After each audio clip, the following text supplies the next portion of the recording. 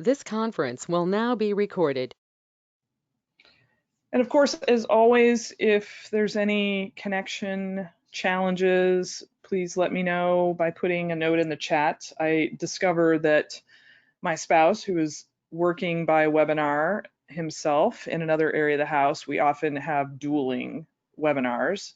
I, however, have relocated as close as possible to the Wi-Fi connection, so I believe I will be stealing all the bandwidth. So that's how it rolls in our house. Well, thank you again for those of you joining live, and for those of you watching. I think a few people have participated in several of these conversations. Thank you for coming back. For those of you joining or listening for the first time, I hope you find this an interesting, valuable discussion. I probably have spent the weekend relaxing, enjoying. It was a holiday weekend. It was great. The weather in Chicago, where I am, was quite lovely. But I was also thinking just a lot about this topic and how to introduce it, especially at this time. I mean, there's so many things that we can be discussing. So I'm going to try to keep it a bit balanced based on my personal experience dealing with the topic of resilience, and then how I both research, teach, and then build the topic of resilience into my coaching work, because it's something that I have, just for a variety of reasons, had several of occasions to really dig deep in, and hope to share some of those insights with all of you. As we get started, again, just a few logistics.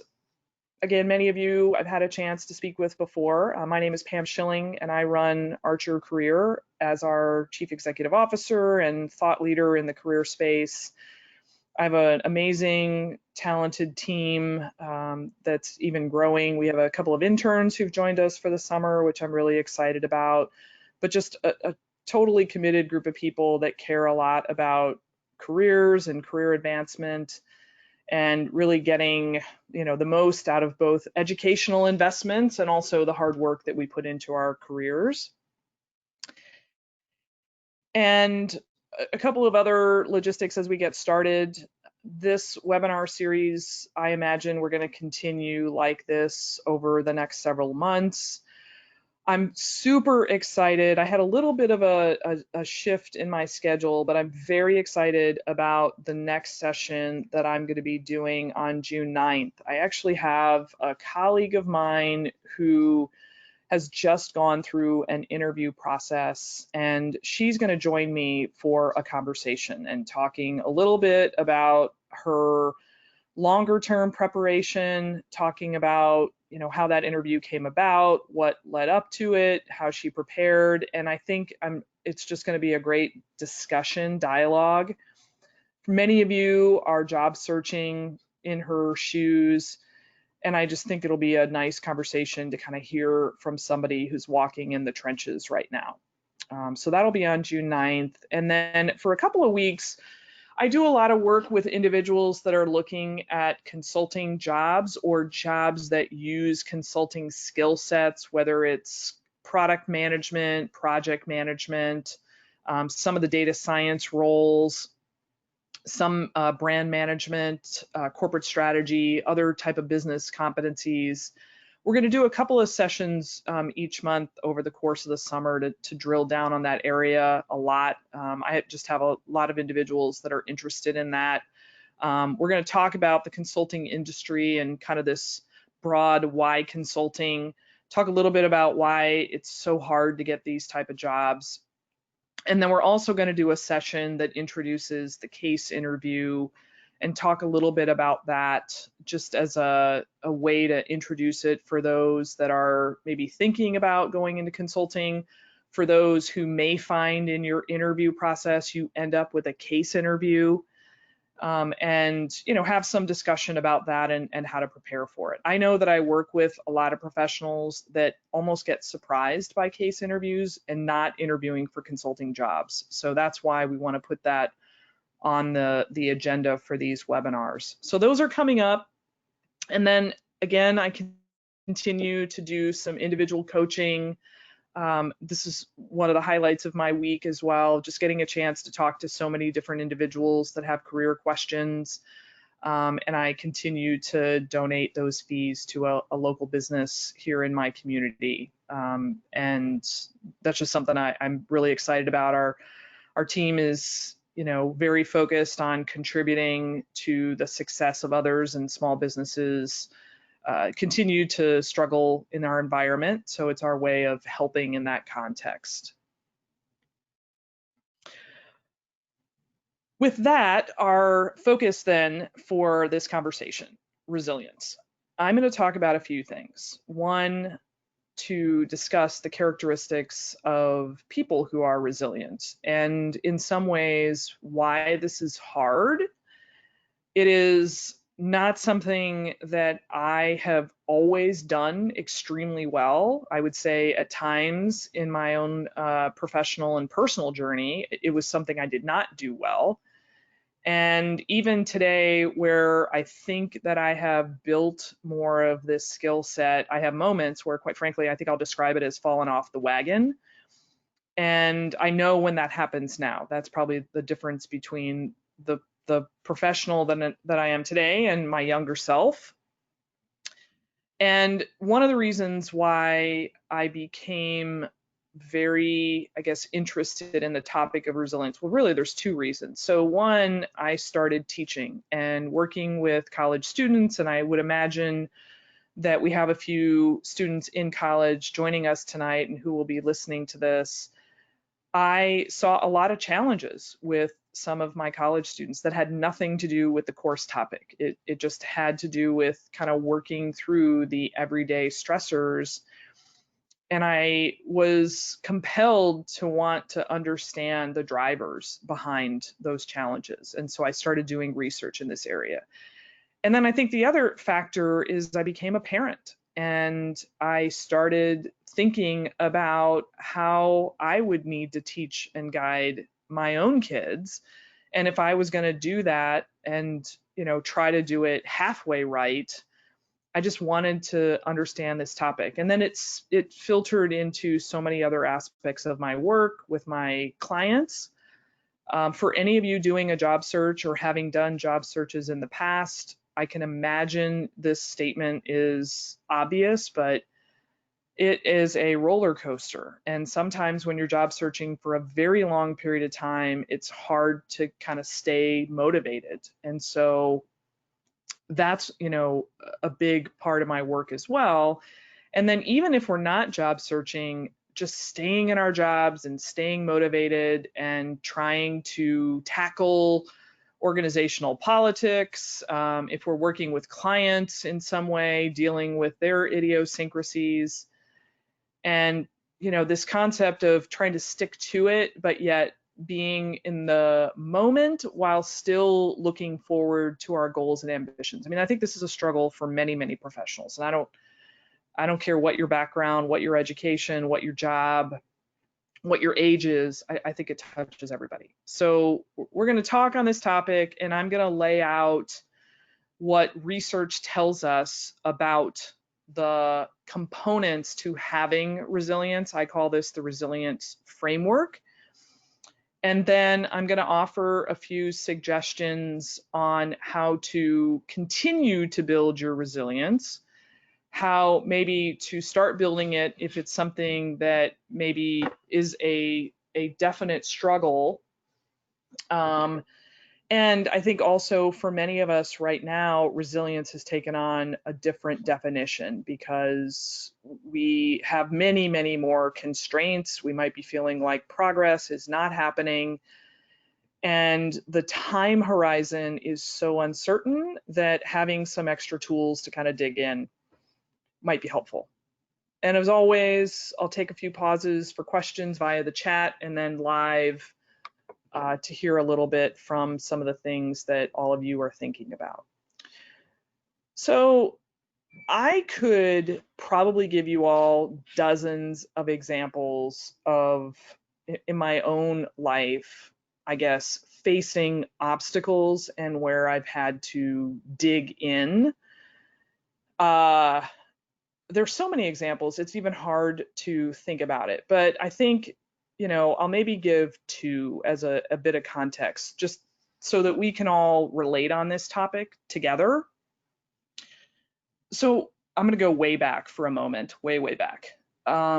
As a college student, I was an accounting major. I was a very good student, and most of the people in my program landed jobs in public accounting. So back then, there were 8 major accounting firms. That tells you a little bit of my age. And the top accounting students, it was almost automatic to get jobs at one of those firms. Places like Deloitte, places like Price Waterhouse, Coopers and Lybrand, at the time, Arthur Andersen. These were the elite of the elite jobs if you were an accounting major. And most of my friends and I assumed that we would land ourselves in those jobs at my university. And like, many of the college recruiting processes today, all those firms came to our campus. They came within 2 or 3 weeks of each other. And very quickly into the fall of my senior year of college, I found myself as the last person standing, and that was without a job. In spite of being highly recruited by all of those firms, I somehow came out of that process and did not have a job offer. Not only did I not have a job offer from the elite accounting firms, I didn't have a job offer from the boutique firms.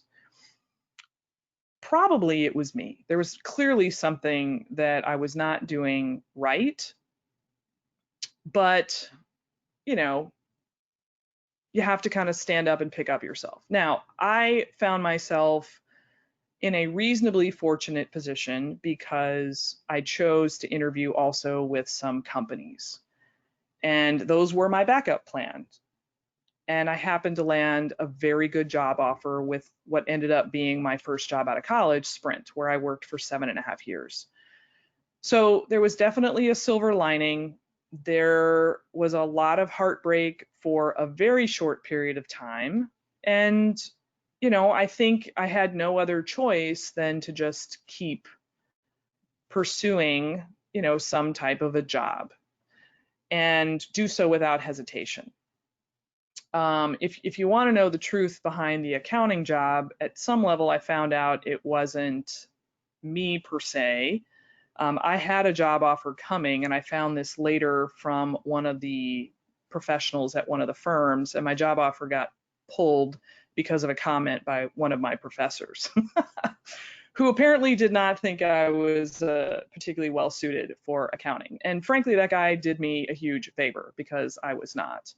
But for the longest time, I mean years, I ruminated on this, and it fueled me probably in a slightly negative way, meaning I'll show them. And I thought about it and I turned it over in my head, and it made me very competitive as a young adult. And I think what I didn't understand at the time was that I probably could have channeled that in another way. But this was my form of dealing with it and moving on. Later down the road, you find yourself trying to learn from those early career experiences. And, I found myself in jobs where it wasn't necessarily going well. My last consulting job that I had, it was not a great fit. The path, I was in a position to be moving to the path to partner. It probably wasn't going to happen. And in consulting, some of the firms, there's an up or out. And if you don't go out on your own, they ask you to go out. And I could kind of see that writing on the wall. Just again, it wasn't a great fit. Didn't have an internal sponsor. And I just decided to leave. And I had no job, and I took a sabbatical, and I sat myself down and asked, what am I going to do next? And I spent 3 or 4 months unemployed, no emails, no plan, trying to figure it out. Right? Well, I don't think I'm alone. And certainly these are not the end of the world scenarios. but it's how you deal with those circumstances. And I try to understand a little bit of, why I was wired this way. I don't have all the answers other than a few things that probably occurred in my life when I was a kid. Some of it was the mentors around me. But when I started doing my research on resilience, I think I understood that probably I was engaging in some of the activities and I didn't really know it. So, that was just dumb luck. Well, I don't like dumb luck. I'd rather be a little bit planful about it. And then, by the way, these types of professional setbacks and obstacles, we are not unique. And some of the most wildly successful people have had enormous amounts of setbacks. And one of the challenges, by the way, I think not only in the environment that we're in because of our health crisis, but just in general where we are in 2020, and some of it comes from the information on social media, we tend to see a lot of the rosy, what happens is we see people in their best self. We see the pictures, we hear people talking about things, we look for likes, and it's all very glowing and very rosy. And it's hard sometimes to see all the struggles that people face. And I am a bit of a business historian. I like to look at biographies of leaders and entrepreneurs. I like to look at the histories of companies. And when I did some research on this a few years back, some really prominent things stood out to me about individuals who had very significant failures and then worked through them in a super resilient way. So the first one that I found, and it was a little bit close to home because of my background, was Alexander Graham Bell. He was the inventor of the telephone. And many, many, many years ago, he had a patent on the telephone. He tried to sell it to a company called Western Union, and they more or less told him to pound sand. And Alexander Graham Bell persisted. He more or less formed the company, which became AT&T, and he invented the digital communications environment. And this is back in the 1800s, but people did not believe his idea. I think another super famous example that many of us are familiar with is Steve Jobs. And you may know from some of his career history, at a certain point, he was fired from Apple, the company that he created. And he did some things in that time, and then he came back to Apple. And as a result, we had things emerge like iPods, iPhones, iPads, Macs, the equipment, all the equipment that's sitting on my desk right now, frankly. But to think about that and to be the entrepreneur that you've created this thing and you essentially get pushed out of your own company, I mean, that's pretty epic. Steve's as we know, a bit of a crazy person, but again, we're thinking about some of the characteristics. And then another example that I'm very intimately involved with right now because of my kids is the author J.K. Rowling, who wrote the Harry Potter series. And if you know much about her, she had her book idea. It was rejected, not once, but 12 times. And she did finally sell the rights to the first book for some ridiculous amount of money. But eventually, as we know, the books took off. And I think the Harry Potter empire was last valued at $25 billion, something like that. So the theme that keeps coming through when you read the history of these individuals, when I think about my own history and you hear some of their quotes and some of the things that they've said is, everybody has setbacks, and the degrees of those setbacks are from small to enormous, but you work your way through it. And that confidence is important. And when you get through it, you're better and wiser on the other side. And I know personally that that is something that I have appreciated about my own experiences. And in the moment when I wasn't offered a job, when a client fired me, I've had that happen a couple of times, when my business seemed to slow down, when an organization and I didn't click, all of these things in that moment seem really dark.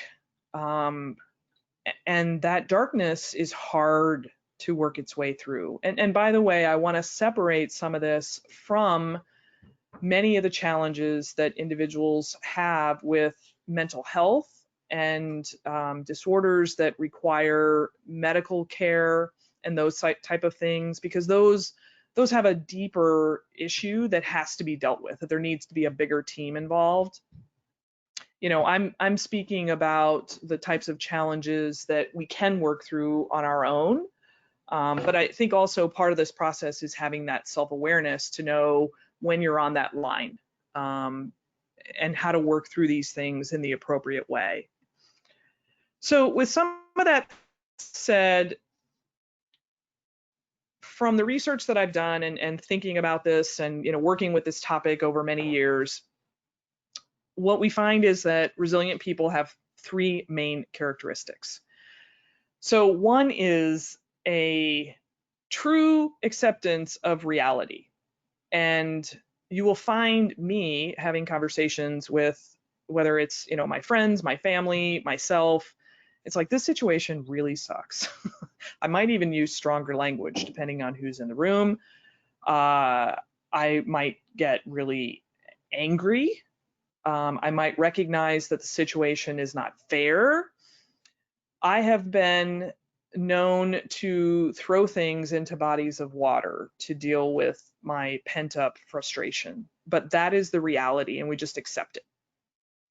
I think the second characteristic, though, is that there is a deeper understanding that there's this bigger meaning out there for you and your role and what life has to offer. And that is something that is, I think, incredibly important. I read this when my kids were much younger because, again, I was trying to think about some of these things in their context, but it really made sense when I extrapolated it. They talk about when you understand your family and your family history and your family heritage, that it really helps with that meaning. And sometimes it's good and sometimes it's not great, but having it held up that way gives you a stronger sense of where you stand and having goals and some of these, things that we look forward to in the future. But the key is having a deep belief that you are part of that equation. And then the third element is this ability to improvise. And for sure right now, this is something that tons of people are having to do daily. I'm down in the basement of my house. I do not normally do webinars in the basement of my house. I should clean up my basement. That would be even better. The way that we're working, the career paths that we're thinking about, the job opportunities that we're looking at, the investments that we might choose to make in education, the things that we might not do. People who are resilient have a better ability to do that improvisation. I told you guys about my accounting career path. I never became an accountant. I was never a CPA. And I have no regrets about that. I went down a different path that was super meaningful, super fulfilling. It was definitely not in the game plan, but I can't go back and I can't change the wheels of time, but I had to improvise my career goals and expectations. Even today, for me, being a career coach was never on the career path. I mean, if you look at all the things that I'd ever written down about my goals and my interests, this was by no means what I thought I was going to do. And even when I did this, the first, 4 or 5 months, I thought it was a working career sabbatical. And that was 12 years ago. So it's a complete, my career today is a complete improvisation from where I thought I was going to be when I went to business school, which was a chief financial officer. Couldn't be two different things. The research tells us that you can bounce back, but you got to have these ingredients. And that's something that I think is worth understanding. And it's also worth some valuable self-assessment. I have a son who frankly is not great at improvising. He's very focused. I mean, granted, he's little, so I don't think this is some assessment of his future. But I look at that and I think about it, and it causes me to challenge him at times to create a little bit of that improvisation, because not all of us are super great at that, as an example. Another aspect of this characteristic of resilience is that we see below the surface, right? So a lot of times we see what the tip of the iceberg is. We see the posts on, whatever your favorite social media might be. We see people acknowledging their accomplishments. You might be walking, formally the halls of a university environment, and you see people's accolades. You see the outcomes. A lot of times, what we don't see is what's below the surface of the water, and how hard it was to get those outcomes or those accolades. Or frankly, you're the person that people see as super successful, and they don't necessarily know how hard you worked.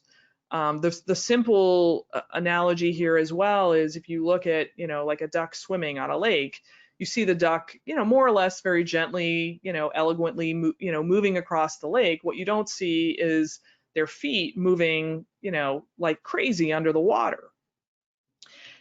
And that is something that helps in this regard, because we all know that in order to get things done, there's often a lot of hard work. There's definitely risk sometimes. You're staying up late, you're studying, you're working on a project, you're thinking about an idea. There's setbacks, there are even failures. There's lots of actions and decisions that you're taking. All of these things go on, and we don't often talk about them. Many times when we get together with, friends or colleagues, we are hearing the revisionist history story. Maybe some of the facts have been stripped away.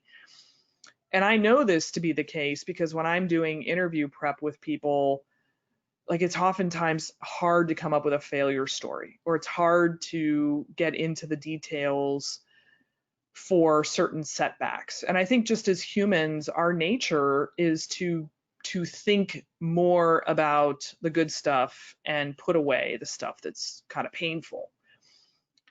But what it means is it can be hard to put up your resilience shields when sometimes you feel like you're facing frustration, challenges, setbacks, and you see people around you that are having all kinds of success. It makes you feel like you're not doing something right. The truth is that those folks maybe had all those things that are below the surface of the water. You just may not see all of that. So these are some of the things that help with our perspective. Again, research, and I think this is the good news, and this is why I speak on this topic. I've actually taught semester-long classes. This is one of the lectures I give when I travel each year. Unfortunately, I didn't get a chance to do it this year, so fingers crossed for next year. But I do this because the research tells us that resilience, it's not in our DNA. If you guys do a personality test, the 5 personality factors, personality is much more fixed, and it's hard to change over time. and through skill building. But resilience is a skill set, and that is the good news. That's one of the things that is what draws our attention for this topic. You can learn how to do these things, but it takes a conscientious effort and to make sure that you've got reinforcing mechanisms to be able to do so and get feedback. With that, let's talk about that framework then. There, again, based on the research, there are 4 components to resilience. Some of these are possibly obvious.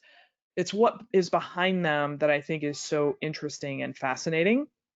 And that's what I'm just going to walk through for a couple of minutes. So, the 4 components of resilience, one is problem solving. That possibly is the most obvious. The second is social competence. I'll dive into that and define it a little bit more in a second. The third in the lower right is our purpose and beliefs. That kind of gets to that, knowing that there's meaning in life and having that connection. And the fourth area down in the lower left is self-leadership, which is how you guide you, not leading others. So there are many facets to leadership, and resilience really probes on how you lead yourself as an individual. Let me then talk through the elements of each of these because they have different kind of activities, behaviors, actions that you can take to build the competency within each of these components.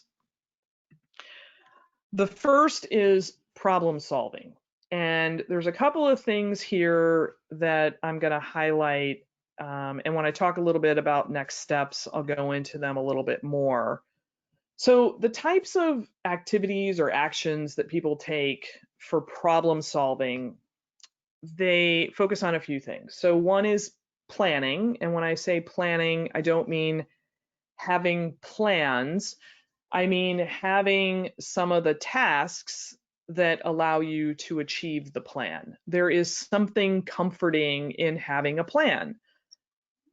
What it can do when you face challenges is you can go to the plan and you can figure out if you're working the plan or if you're off the plan, or are there things that you've forgotten that you hadn't built in the plan, and then you can add them to the plan. But it enables us to break large things down that may have longer term horizons into smaller chunks. We don't want to have to bite off these big elements because it can be hard to feel a sense of progress. The second activity, and this is probably the one, if I had to highlight any of these, that I think is very impactful, but yet not often used, is scenario development. So scenarios are thinking through alternative outcomes, good outcomes, bad outcomes, worst case scenarios. They really help us. And so when we're trying to work our way through a problem, we're trying to make a decision, the idea is to think through different scenarios and say, what if? What if that scenario comes true? What if I lose my job? What if I get furloughed? What if I get laid off? What if I'm a student and I don't have an internship this summer? What if? What is that? What are 4 or 5 possible outcomes of that scenario? And what that results in a lot of times to help us in terms of resilience is to realize that perhaps the worst case scenario isn't as bad as we might think. That's one. Secondly, if the worst case scenario is really, really bad, then we go back to planning and we try to figure out how to work our way not to have the worst case scenario come to be. All right, and I'm gonna come back to this topic a little bit more in my sort of next steps. The other thing about problem solving is help seeking. Who is it that you can involve to help you? So are there people Are there professors? Are there mentors? Are there colleagues? Are there family members? Are there things online? Um, there's lots of financial questions that come up, I think, especially in environments like this. What are the different places where you can go to get help? But the help seeking, the most important aspect of it is being willing to ask for help. And I will tell you guys, I used to be terrible at asking for help. I like to do things. I like to carry the weight on my shoulders. I think sometimes it's just easier to do it to myself. I have all those, kind of hang-ups, if you will. And if you ask for help, it's a sign of weakness. And I wasn't raised to be weak. I was raised to be strong, right? That's some of my family history. My help seeking went into hyperdrive first when my twin sons were born. And there is just a reality that two people with two, crying babies, sometimes you need help. And a lot of people told me to ask for help. And then they said, really, we mean it. And so I was very fortunate in that regard, but it was encouraged a lot. The and I worked my way through it. But the second time I had to ask for a lot of help, and this was probably another one of my resilience experiences. About 2.5 years ago, I broke my ankle. Now that seems, whatever, it's an annoyance. It was my, right foot, so I couldn't drive. That was just a bummer. And it was very inconvenient for sure. And I had to have surgery on it, which is a little bit, more involved. Okay, it's just a broken ankle. However, about a week after I broke my ankle, my husband was actually in a car accident and found himself, fairly severely injured, had a spinal injury. Fortunately, no long-term consequences. But I tell you guys this because now we were completely shut down with two kids in preschool. And if you've ever, felt like you needed desperate help, that was a moment where I couldn't even cook meals for my family. And that was it was a very interesting journey. Again, everybody was fine. Certainly, the health crisis passed once we got through the broken bones and surgeries. But I had to have people drive me places. I had to have people bring us food. I had to have people walk our dog. I mean, this is like, in some ways, it's just hard to ask for that kind of help, but you have to. So, you know, I don't ask for help lightly, but I think when there are times that you need to ask for it, you need to ask for it, and people understand it. So, all those things go into problem solving. I'm in this situation. What do I need to do to keep moving forward and to sustain all of the basics along with get me where I'm going? And then on top of it, you have to apply critical thinking and you have to be creative. I mean, that's just a part of problem solving. If this isn't working, you have a choice. You either stick to it and just see if time heals or helps, or maybe try another way. And that's part of both critical thinking and being creative. If it's not working, more and more of doing the same may not make it work. And I think, in the environment right now, this is one of the aspects that people really are thinking about and trying to be creative. If the job's not there, is there part-time work? If you can do contract work, can you do additional online education that is helpful but not costly? If plan A doesn't work, what's plan B, C, and D? These are the ways that we have to think creatively. And sometimes the help seeking is getting other people to help you think through that path, right? So these are some of the normal things that I think we consider as part of resilience.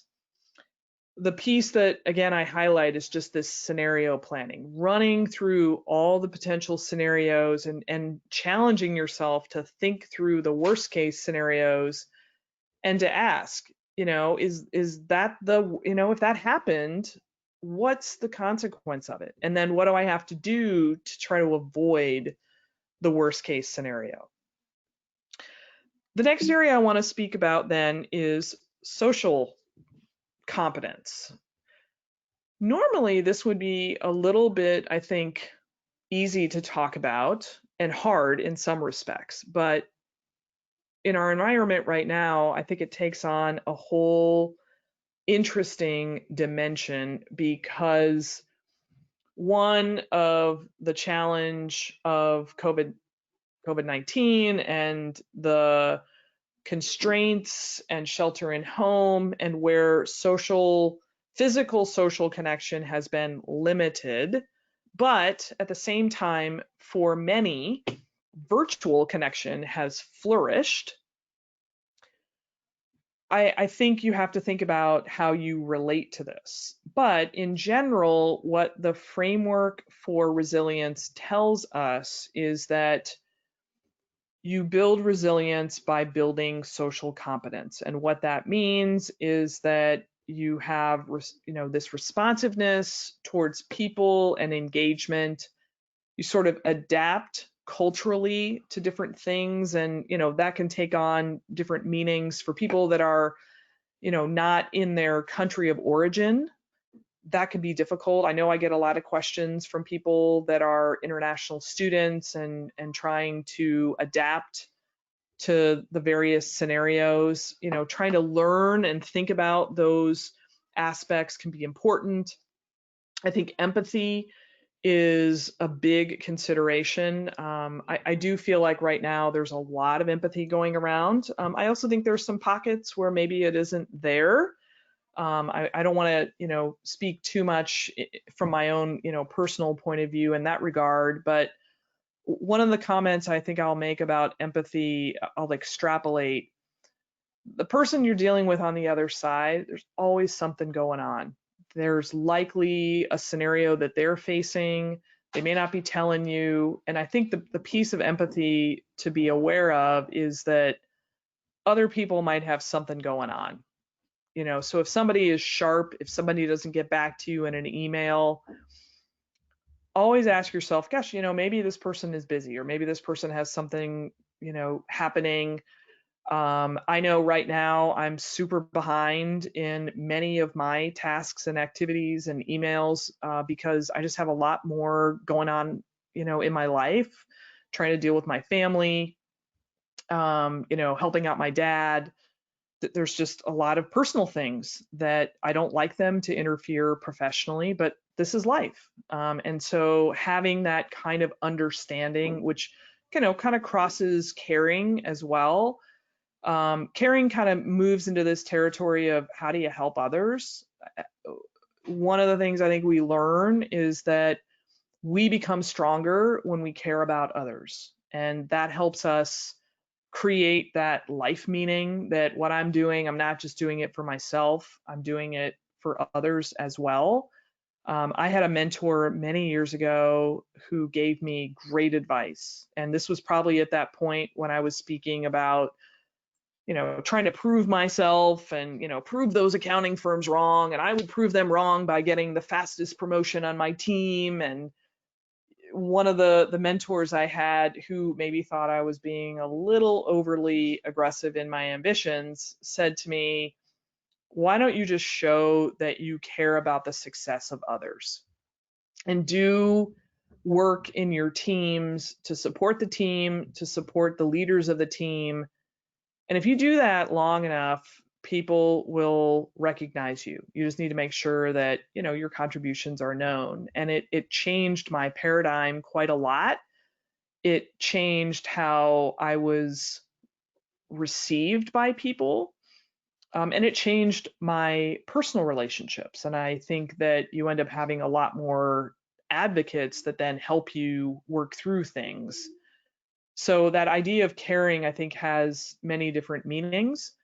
And, in this list of social competence, I think probably the most obvious one right now is just communication. And this is the place where there's continuous challenges. People can't meet face to face. We're dealing with a lot of emails and virtual meetings. This is always going on, but it's just stepped up several notches right now. I even find it difficult to communicate with a person who resides in my home. And I say that with the next point, a sense of humor. You know, even this person that you may spend a lot of time with, could be a family member, could be a spouse, a significant other, a sibling, a parent, and we're confined in close quarters, it can be difficult to be on the same page. I mean, I went out to do one quick errand today. I had to run to the post office, and my spouse is asking me if I can go to the grocery store. And I'm like, you're crazy. I have 20 minutes. I don't have time to go to the grocery store. That probably wasn't, the best way for us to communicate the need to go to the grocery store. So, and then you take that into a broader context of people that, you're trying to connect with for networking, maybe trying to talk to employers. And how do you balance the need that you have for action or information with this complexity of what everybody's dealing with? And I think the way that we put our written communication together, I think also our verbal communication and how we talk with people, those things need attention, and sometimes we're sharp. I had a text message exchange with somebody a couple of weeks ago, and I probably should have just picked up the phone, because the message, to be brief, it was sharp, and sharp is not always a good thing. And that's something that, as I said, I fall off the wagon sometimes with some of these skills. It's natural for all of us. So then what do? You pick up a different communication skill. You pick up the phone and you say, man, that email exchange or that text exchange, that didn't go the way I wanted it to. And that's part of social competence. It goes back to empathy and caring about the person and the relationship. And then, as mentioned, the final point here is humor. And humor has been researched for decades. They've connected humor to health and people who are battling illnesses, using a sense of humor to kind of help with recovery and long-term illnesses. I think it's the same for being resilient. The world is crazy, weird things happen, and how do you look at it? Do you look at it as a disappointment, or do you look at it as ridiculous? And, I face this a lot, and I think I'm somewhat fortunate because I have young kids who do and say really silly things. And it's very hard to be serious in an argument with a 7-year-old. But I try to remind myself that this should be how, in general, to not take things so seriously. When things break down, it doesn't do any good to get angry and uptight about it. And there are things that I want to be serious about. But in general, trying to find, what's kind of silly about a situation and deal with it that way. I mean, again, I want to separate things that are super serious and you have to be serious about. But a lot of times, just looking at something and saying, oh my gosh, that's just not worth being so stern, and looking at it from that funny light, it's going to help. It just helps your ability to handle the blows. And I think that's a point that, as I'm walking through this, some of these things come to this behavior that is counter resilient. And one of those behaviors it's called ruminating. And when I say that, some of you may know what this means. Some of you may have this behavior. I have it. It's this idea of when something negative occurs, you swirl it and analyze it and stay on it. And ruminating is the enemy of resilience, because if it goes on, especially for a long period of time, it can snowball. And that snowball builds into negativity. And negativity is not optimism. And it's not sort of having this more hopeful look on things, but it is very natural. And I think ruminating is something, once I had that term and that awareness of my own behavior, and I could time box it, it really changed my outlook. I again still fall into that trap, but I think what helps to not ruminate about things is to look at things with a sense of humor. So I welcome any and all jokes, especially as we're going along in this conversation. So if you guys said this is the worst webinar ever, I would try to go find something funny about that, so I didn't have to ruminate and feel disappointed. So a couple of these last points, and then I'll spend a few minutes defining maybe how you can take some of this. And some of these are actions, so keeping that in mind. This dimension of purpose and beliefs, I tend to think that this might connect with many of you, if not all of you. Most people have goals, whether they're fitness goals, career goals, financial goals. We may or may not be disciplined in how we deal with our goals in terms of writing them down, but a lot of us have our goals. That is why you're probably listening to this conversation. That part of it is fairly straightforward. And then I think the other thing, and this is very prominent these days, education is such a big part of our world and our worldview, that we have these educational aspirations. I know when I teach my class at DePaul, my career management class, I often ask who's thinking about going to graduate school. And these are undergraduate, right? Sophomores, juniors, some seniors. I would say more than half of the class is already thinking about graduate school. So those educational aspirations are important. And even those of us that have a graduate degree, we're often asking ourselves, how can we continue to learn? So this part, I think, is fairly planted. And then, the other parts of this fit into this puzzle: optimism and more or less seeing the glass half full. And you can ask yourself, when you think about scenarios, when you hear news, good or bad, how do you think about that news? Do you look at it with the half full glass or the half empty glass? Optimism tends to work a little bit better for resilience. The cynicism or the, kind of thinking about the negative side of things actually works really well back in problem solving under planning and scenario planning. And then the final part of this kind of purpose and beliefs, and I'll be very broad in this terminology. There's kind of this faith and spiritual connectedness. The purpose is not specific to any one religion, and then there are also people that work outside of organized religion. Faith is a term. It's about belief, and having that belief, I think, is paramount. And sometimes that belief, when it comes to resilience, is belief in yourself and believing that there's something that you're meant to do. Some people go as far as talking about destiny, trying to find that thing that you were meant to do.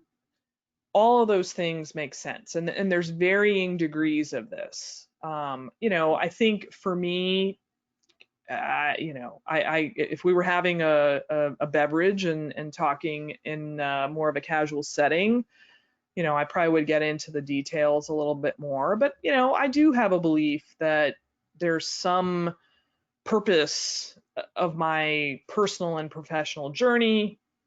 I've had some obstacles. My family was in a car accident when I was a young kid. The fact that any of us survived is, if you want to call it a miracle, I'll call it a miracle. I think a lot about that, and so that has always kept me with like this greater sense of purpose. But I don't think it has to be something that big. But I think knowing that those things that you aspire to, that you feel connected to, and believing in yourself, I think that's a really important part of this. So the last component then of resilience is encapsulating a lot of this, and it's really about you and how you think and how you feel about yourself. And, some of it is this sense of identity. Who are you? What is it that defines you? How do you describe yourself? One part of it is self-efficacy. So, how do you feel that you, through your own actions and efforts, influence the actions or the activities or the outcomes that come your way? Another is self-awareness. Are you realistic about how you are, your skills, your talent, your weaknesses, your, if you want to call them demons? Um, are you open to real feedback? I've had a lot of really tough feedback over the course of my career. I worked for an individual one time. We He was not the person who hired me. I sort of, came into his team because he was put into a position when someone moved into another area, and we were oil and water. I mean, it was not a good fit. And at some point, he told me he didn't want me on his team anymore. And so I had to find a new position in the organization. He wasn't willing to fire me, but it was pretty clear. I mean, that's a painful reality. I've had people tell me at times that I look very discouraging when they're speaking about ideas. Like, I have a physical look on my face. And that's hard to hear, but I'm never going to get better at being, a professional, being a leader, being a parent, whatever my roles, being a sibling, being a spouse, unless I'm willing to really dive deep and kind of look at how I'm being. So that's hard stuff, but it really, really does matter. And, I have actually had friends that have told me, you're being super negative, and you've been super negative for a while. And that's why they're my friends, because they know they can say that stuff. And that, we're not going to walk away with a grudge. So that, I mention a lot about those self-awareness things because sometimes we don't even know. And this is where I discovered this idea of ruminating, because I found myself at certain periods in kind of a funk, and that funk then would come out in actions. Maybe I was a bit sharp with people. Maybe I started looking for a job or trying to do something out of frustration. And it was really because I spent too much time ruminating about something negative that had happened. And with a little bit of self-awareness, I can now recognize that and then try to make certain adjustments. So that's key. And then, task mastery and trying to break things down into small chunks to have wins, periodic wins, so that it doesn't feel like it takes so long to celebrate an accomplishment. That's another self-leadership skill. And then the final skill that I'll mention under self-leadership, and this is hard. I don't say this easily, but sometimes you have to remove yourself from negative situations. In the business environment, we call this, toxic workplaces, toxic leaders, managers that you work for. Sometimes it's friends. That's when it's really hard. Um, I I think about this, and one, I think at times maybe I've been that person, and I know, and if I look back and I really apply that self-awareness, I can say, gosh, maybe some people that I had a relationship with sort of socially, that we became distant, maybe it was because they were feeling that I was a bit too cynical or negative. That's one possibility. And I also know for myself that I've perhaps had those kind of people in my world, in my work world, in my personal world, and it it created an environment for that ruminating I was talking about. And that's, something that's super hard to deal with. And I think about it. I think about it even with the team that I have now. I mean, I think I'm very fortunate. I work with some super positive individuals that also have good resilience. I've had a couple of people that have had a bit of that negativity and that didn't work out so well. It's something that we think a lot about when we've done some recent hiring.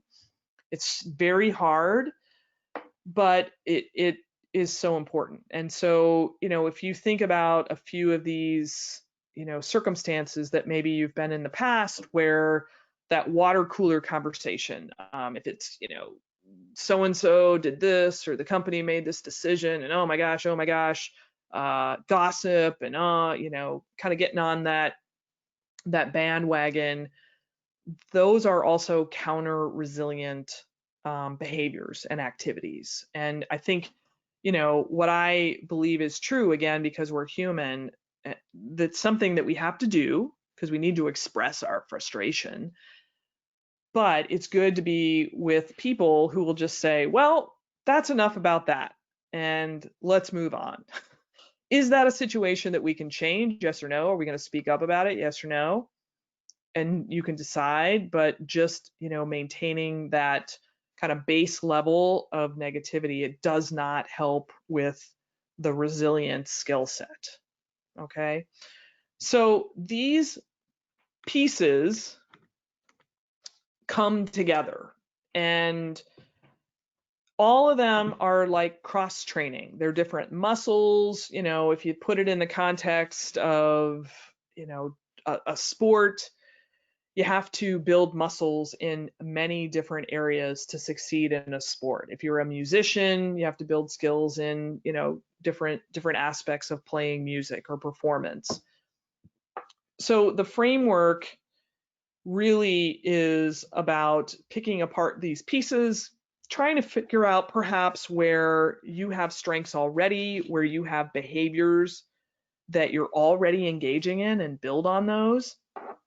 And then picking out a few things where maybe you can just add to that muscle group.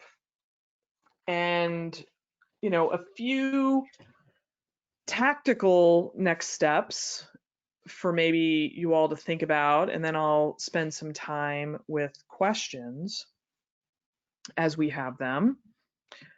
So some activities that I think make sense.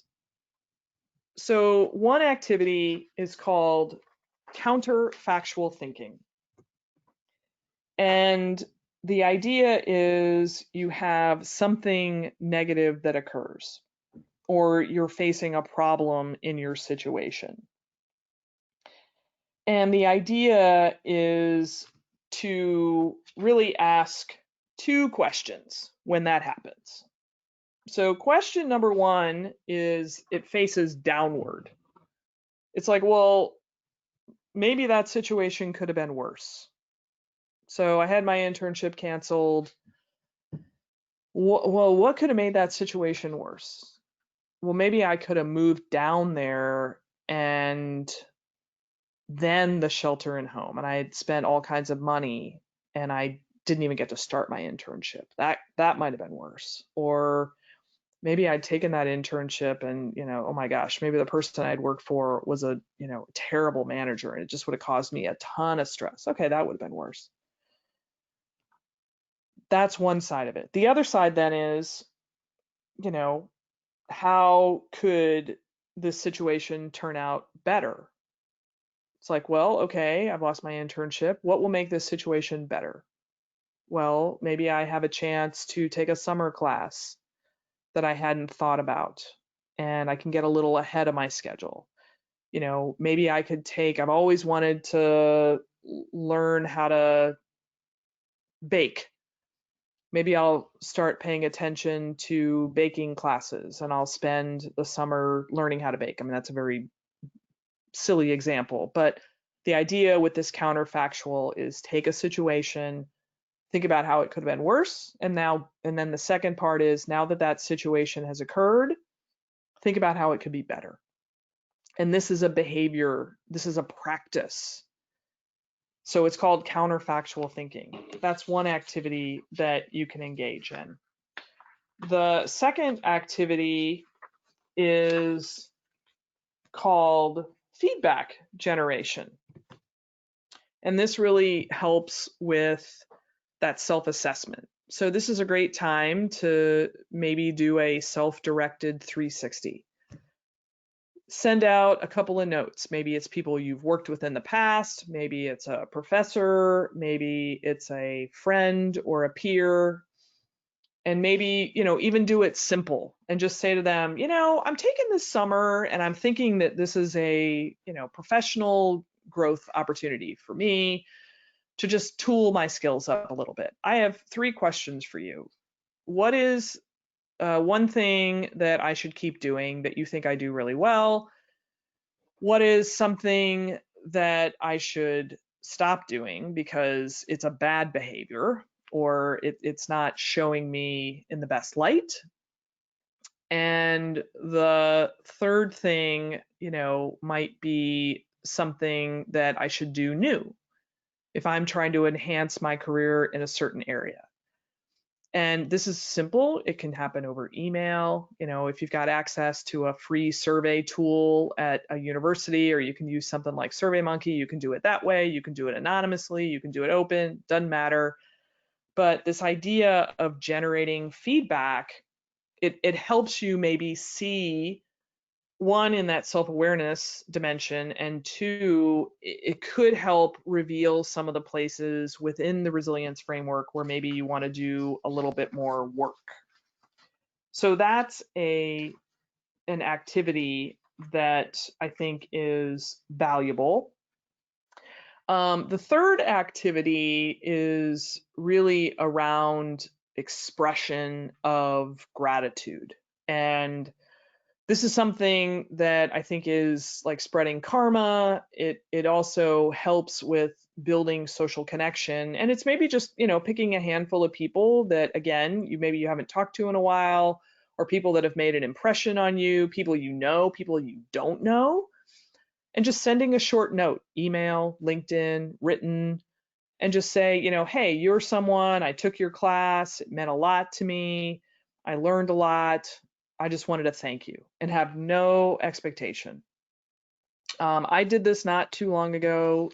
There's an executive who runs a company here in Chicago, who's an entrepreneur. His name is Jason Fried. He runs a company called Basecamp. I've admired just the way that he leads. I like his product. I heard him speak at an event a few months back. And one day I just sent him a note and said, I really appreciated your talk. I learned a lot. I've applied some of those things in this way. And thank you. That's all. Sometimes you get a reply, sometimes you don't. But it kind of helps address some of these other, it works some of the muscles in the resilience framework. And it also opens up possibilities just to have some dialogue with people that maybe you haven't talked to, or maybe you want to talk to. So that's one activity on my list. And then my last one is something that I call it a lighthouse collage. So it's kind of a fancy term, maybe. If you guys know what a lighthouse is, it sits usually on coastal waters.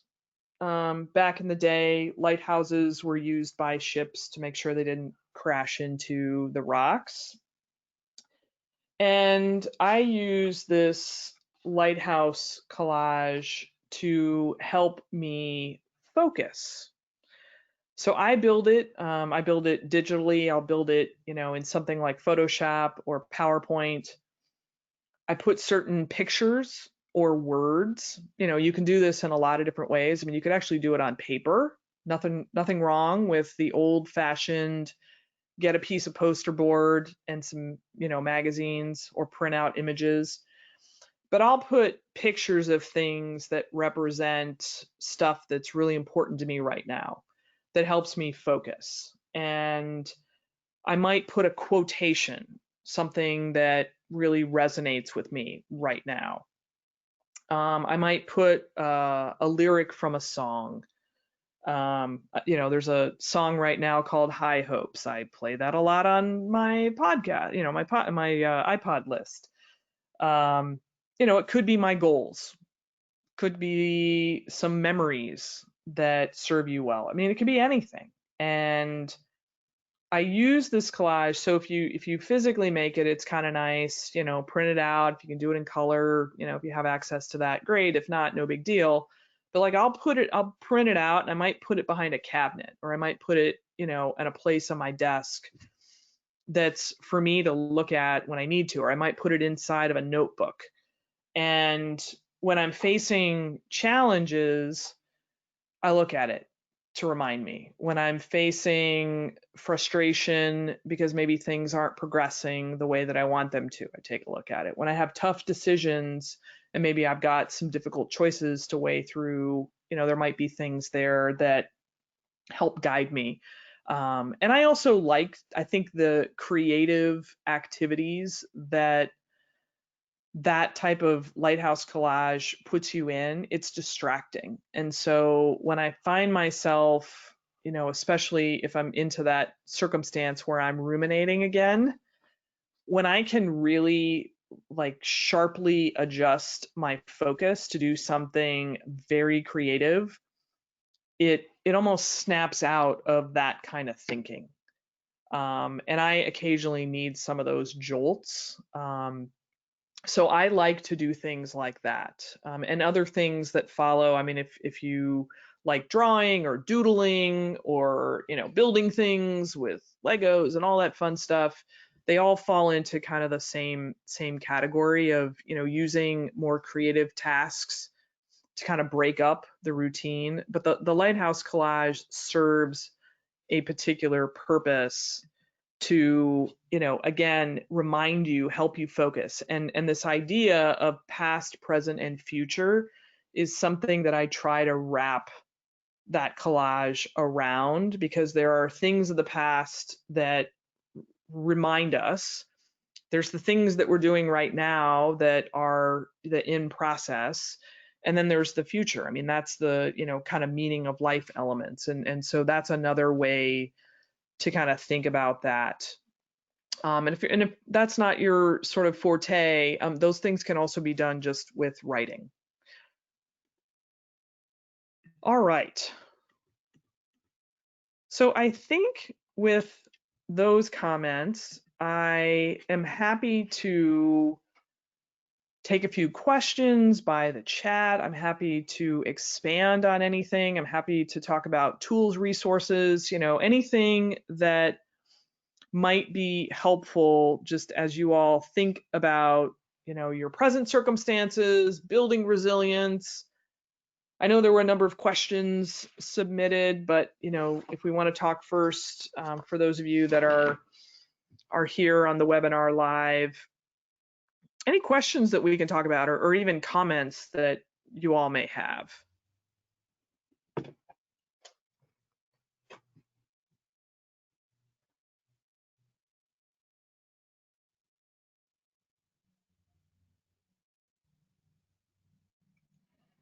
Comments, questions, thoughts?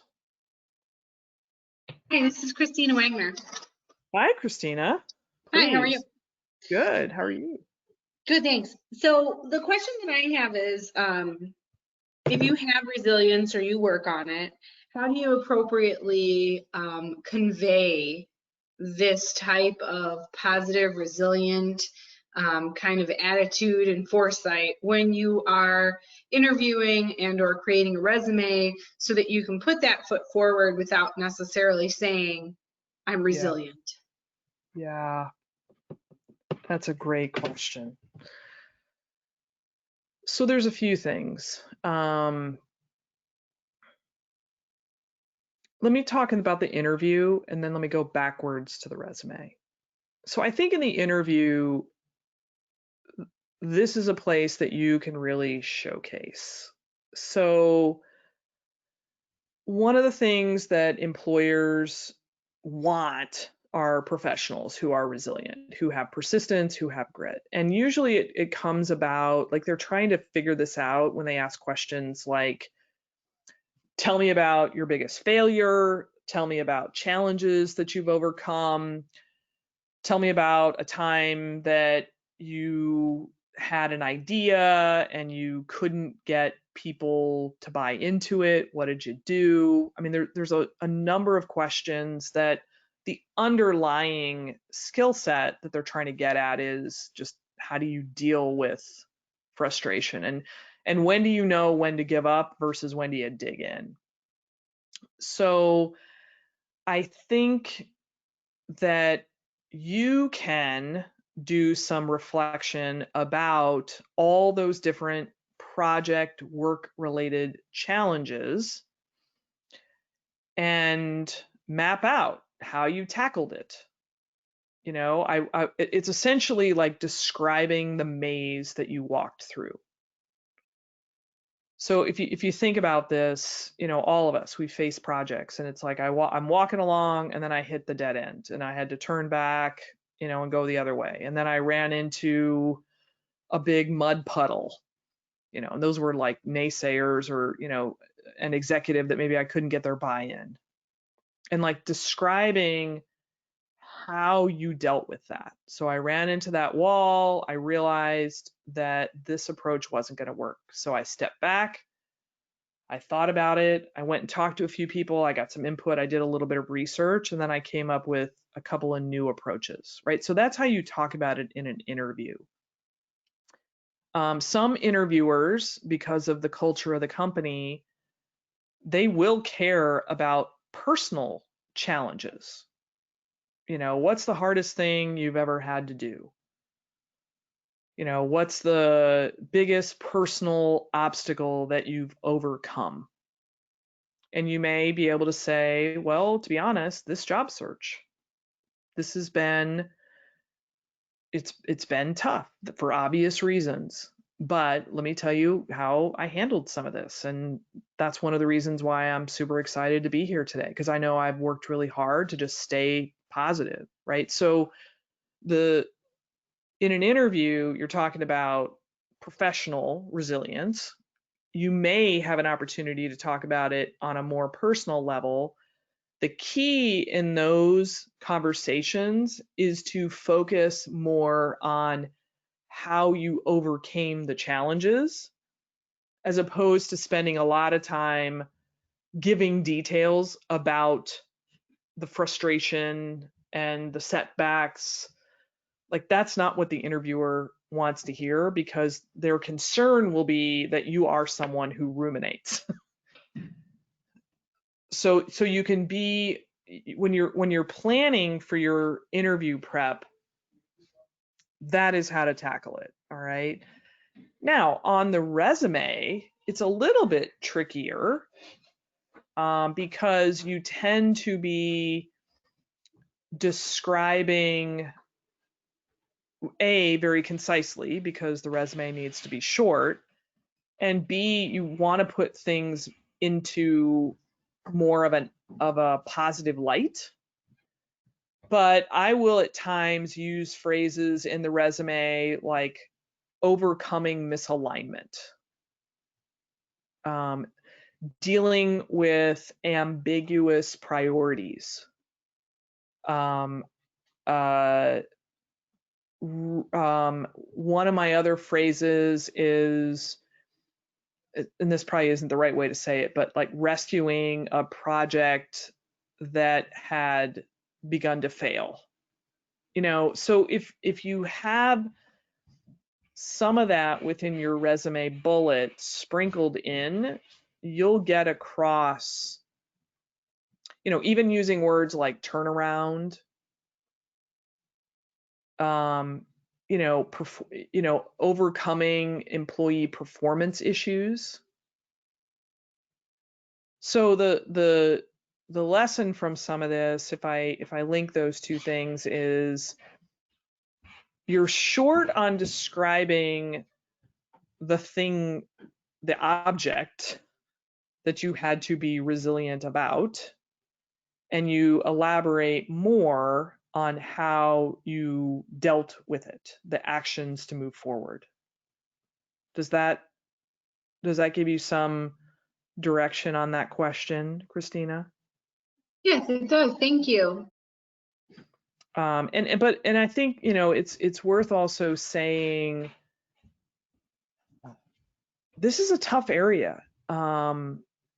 I've seen even some of the most talented people.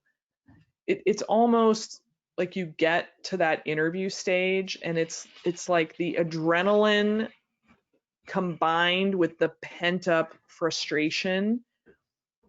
It's like the dam breaking. And sometimes in the interview setting, a few of those things, they just come out. And this is hard. I mean, this is a really hard behavior to control, especially when you've been at it, you're tired, you've had a lot of setbacks. And the one piece of advice that I can offer when you know, if you find yourself in that circumstance, is to practice putting some of that stuff out of your mind. Like, practice makes perfect. And that's where this continuous, you know, sort of skill set of resilience, it's like every interview is preparing you for the next one. I mean, that's easy for me to say sitting in my chair. But if the interview goes well, awesome. If the interview doesn't go well, it's prepared you for the next one. And ideally you keep learning from that. I mean, of course, it's challenging to say that when the interval between those two interviews might be kind of far. And it's also challenging to say that because there could be nothing that you did wrong in the interview. I mean, I can tell you, I mean, we did an internship interview process. And when it came down to making a choice, because we had, you know, one person, the individuals who did not get the internship, there wasn't anything wrong. And that's terrible to say, but it was more just trying to, again, fit a skill set and background as the puzzle piece into our picture. And our decision was much more around the fit than the performance of the interview, you know. And so, you know, I say that because I think this is one of the sources of frustration when you're interviewing. Is it may not be that you did anything poorly, but you show, in a macro sense, you show your resilience to employers by just saying, you know, I'm excited to be here. And I think that I have a lot that I can offer this organization. And then let me say one more thing, and then I'll stop. I think one of the best ways in the job search you can be resilient is if you are turned down, you know, because likely you're going to get a call or an email, and you say to the employer, you know, I appreciate the opportunity. I hope the candidate you bring in does a great job for your team.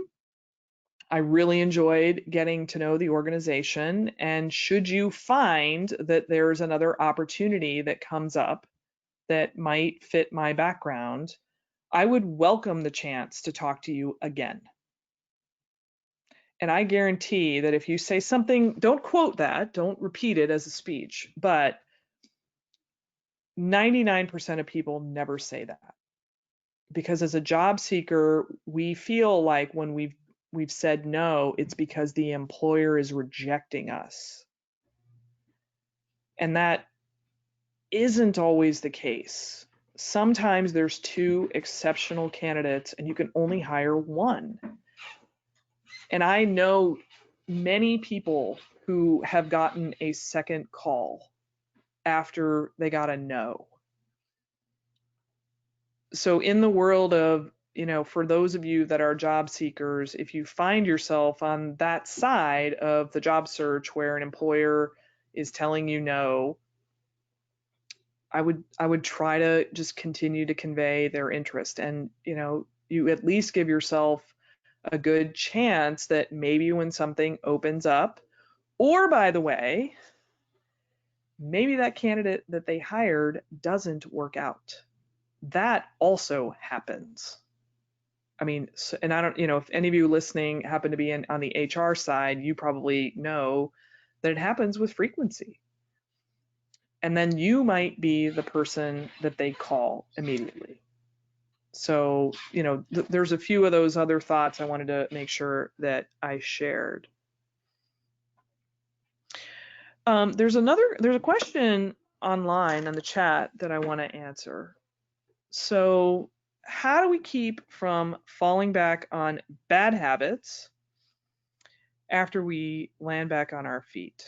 So I like that question.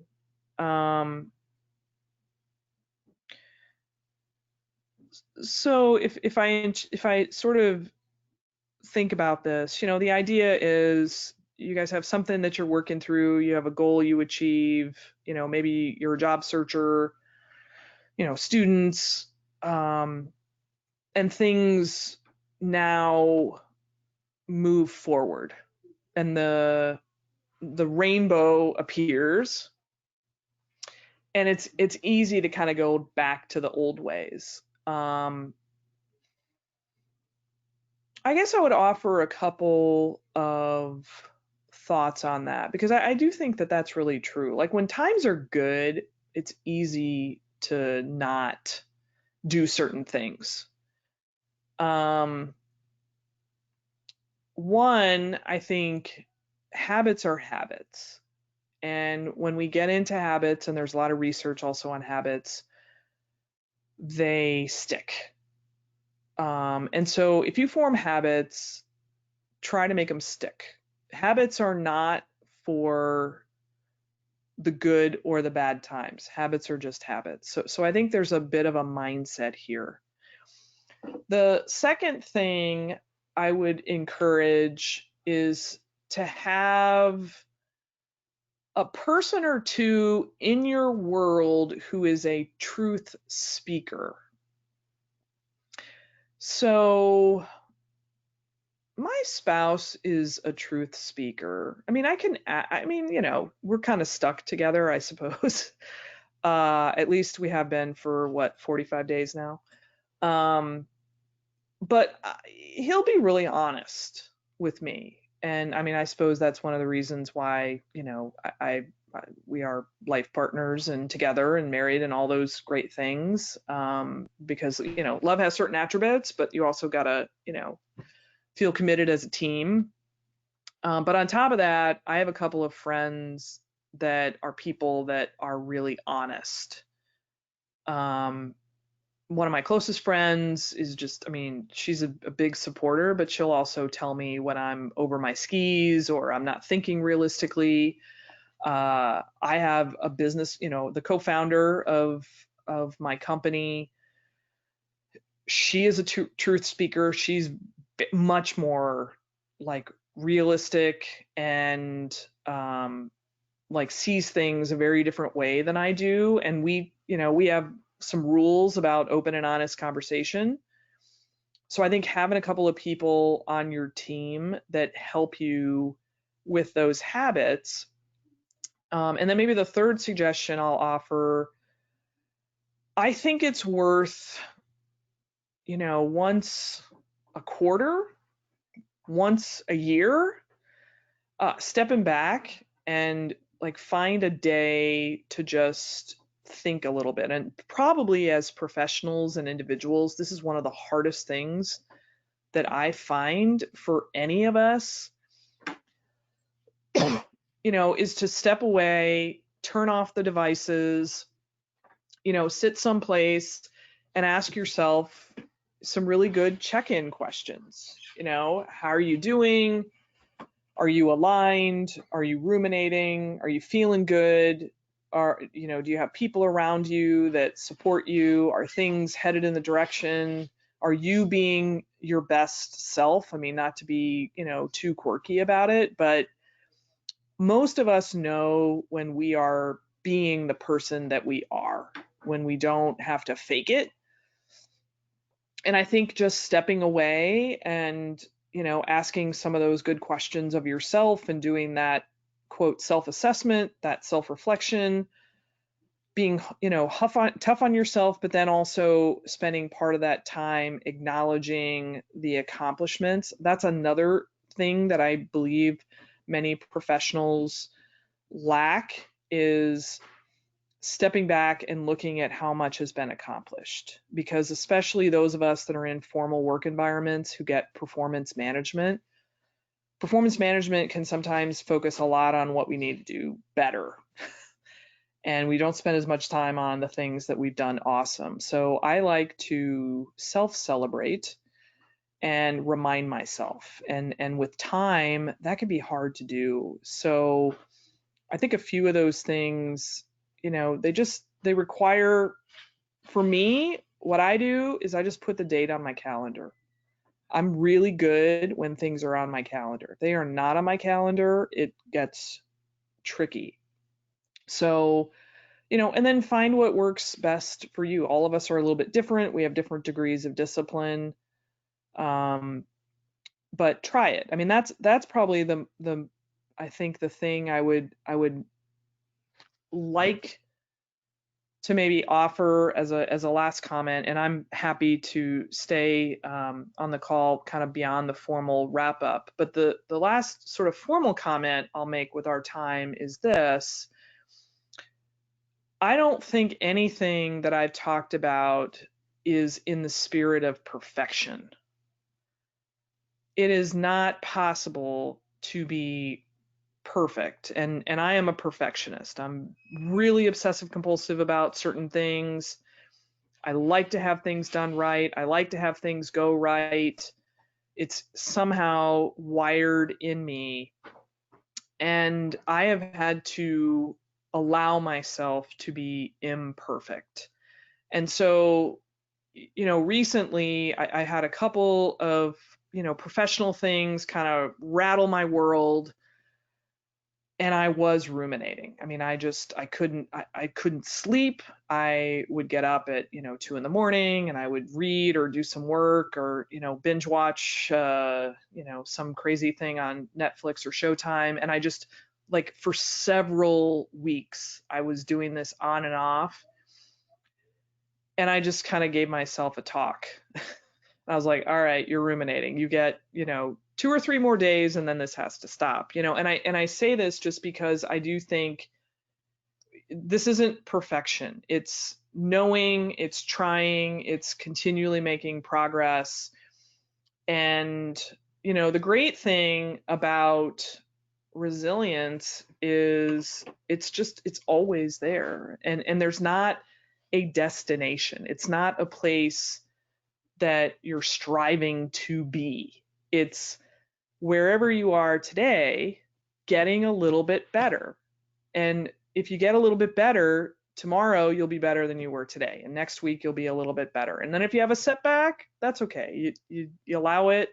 That's part of being resilient. And then you keep moving forward.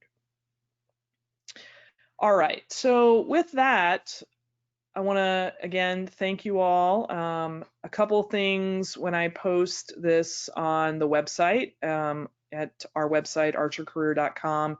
It'll be under insights with all the other webinars. And I also will be posting a couple of articles, short articles that I think could be interesting to read, a couple of resources, but there don't have to be fancy things, I think, that go into this. I hope that you guys have found this interesting. Thank you all for letting me share a few, of these experiences of my own. I hope that has, connected with you in some way. And everybody have a good rest of the week. Good night.